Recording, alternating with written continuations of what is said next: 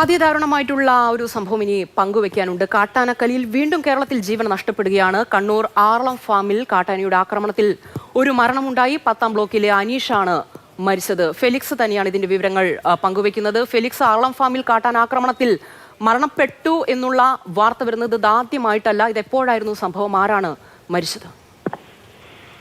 ഇന്ന് രാത്രിയാണ് ഈ സംഭവം നടക്കുന്നത്. അതായത് ആർളം ഫാമിലെ 10-ാം ബ്ലോക്കിൽ താമസിക്കുന്ന അനീഷ് എന്ന വ്യക്തിയാണ് മരിച്ചത്. 40 വയസ്സ് മാത്രമാണ് പ്രായം.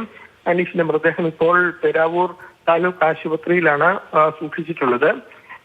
സൂചിപ്പിച്ച പോലെ തന്നെ ആർളം ഫാമിൽ ഇതാദ്യമായിട്ടല്ല. 10 വർഷത്തിനിടെ 14 പേരെ കാട്ടാനയാക്രമണത്തിൽ 14 പേർക്ക് ജീവൻ നഷ്ടമായ ഒരു സ്ഥലമാണ്. അതായത് ആർളം ഫാം എന്നത് 7000 ഏക്കറോളമുള്ള ഒരു സ്ഥലമാണ്. അതിന് പുറത്തായിട്ട് ആർളം വന്യജീവി സങ്കേതമുണ്ട്. ഈ വന്യജീവി സങ്കേതത്തിനുള്ളിൽ നിന്നും ആനകൾ സ്ഥിരമായി, അതായത് ആദിവാസികൾക്ക് അവർക്ക് താമസിക്കാനായി സർക്കാർ എടുത്തു നൽകിയ ഭൂമിയാണ്. ആ ഭൂമിയിലേക്ക് വീടുകളുടെ മുമ്പിലേക്ക് അടക്കം കാട്ടാനകൾ എത്തുന്നത് സ്ഥിരമാണ്. അവിടെ കാട്ടാന എത്താതിരിക്കാൻ വേണ്ടി ആനമതിലടക്കം സ്ഥാപിക്കാൻ അവിടെ ആലോചന നടത്തി. അങ്ങനെ ആനമതിൽ പണിയൊക്കെ തന്നെ വളരെ വൈകുന്ന ഒരു സാഹചര്യമുണ്ട്. അതുകൊണ്ട് തന്നെ ആനകൾ ധാരാളമായി ഇപ്പോഴും ആർളം ഫാമിലേക്ക് എത്തുകയും ഇപ്പോൾ വീണ്ടും ഒരാൾക്ക് ജീവൻ നഷ്ടമാകുകയും ചെയ്തു. കഴിഞ്ഞ വർഷം ഒരു ദമ്പതികൾക്കാണ്, അതും 80 വയസ്സുള്ള ദമ്പതികൾക്ക് ജീവൻ നഷ്ടമായ സാഹചര്യം ഉണ്ടായിരുന്നു. അതിനുശേഷം ഇപ്പോഴാണ് ഒരു മരണം കൂടി സംഭവിക്കുന്നത്. ഏതായാലും അവർ പറയുന്നത് ആനമതിൽ നിർമ്മാണം എന്തുകൊണ്ട് പൂർത്തിയാക്കുന്നില്ല എന്നതാണ്.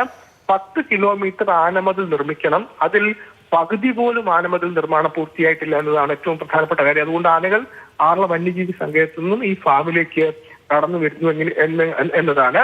നിരവധി കൃഷികൾ നശിപ്പിക്കുന്നുണ്ട്, ഒപ്പം ജീവൻ എടുക്കുന്നുണ്ട്. പക്ഷേ ശാശ്വത പരിഹാരം ഇതുവരെയും ഉണ്ടായിട്ടില്ല എന്നതാണ് ഏറ്റവും സങ്കടകരമായ കാര്യം. അതെ ഫെലിക്സ്, അങ്ങനെ ഓരോ വർഷവും ഈ കാട്ടാനാക്രമണത്തിൽ മരണപ്പെട്ടവരുടെ കണക്കൊക്കെ വനം വകുപ്പ് എടുത്ത് സൂക്ഷിക്കും. അതിലേക്ക് ചേർക്കാൻ ഒരു പേര് കൂടി കിട്ടിയിരിക്കുകയാണ് അനീഷ്. ഓരോ തവണയും ഇതുപോലെ ആക്രമണം ഉണ്ടാകുമ്പോൾ അതിന് പരിഹാരം കാണാൻ ഓരോ പദ്ധതികൾ ആവിഷ്കരിക്കും. പക്ഷെ ആ പദ്ധതികളൊക്കെ കടലാസിൽ ഒതുങ്ങുകയാണ്. അതിനപ്പുറത്തേക്ക് ഒരു നടപടിയിലേക്ക് വനം വകുപ്പിന് കടക്കാൻ സാധിക്കുന്നില്ല. വീണ്ടും ഈ ദുരന്ത വാർത്തകൾ നമുക്ക് പങ്കുവെക്കേണ്ടി വരികയാണ്. ഫെലിക്സ് ആണ് വിവരങ്ങൾ പങ്കുവച്ചത്.